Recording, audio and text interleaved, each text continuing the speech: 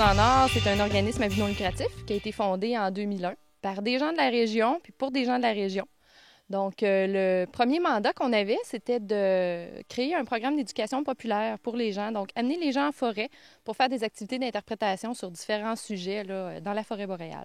Bonjour, Audrey Bernier de Faune en Or à Chibougamau. Je m'occupe du volet éducatif un peu de l'organisme. Donc, je vais pouvoir vous montrer une coupe des plantes qu'on a ici dans la forêt boréale, dans le coin de Chibougamau. Qu'est-ce qu'on peut faire avec ces plantes-là? Qu'est-ce qu'il y a d'intéressant? Un prérequis quand on est à Chibougamau et qu'on a un peu de mouche, là, comme vous pouvez le voir. En fait, c'est cette plante ici qu'on a juste ici, ça s'appelle la clintonie boréale.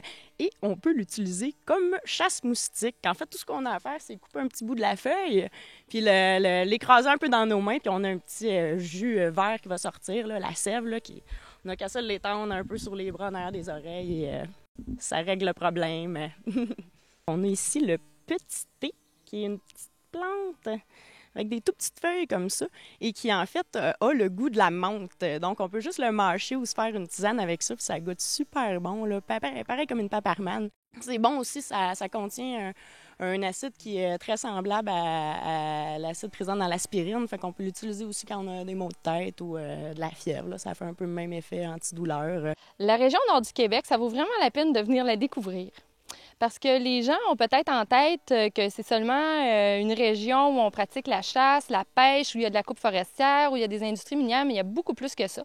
Il y a des gens chaleureux qui sont là pour accueillir les visiteurs dans plein d'activités diversifiées.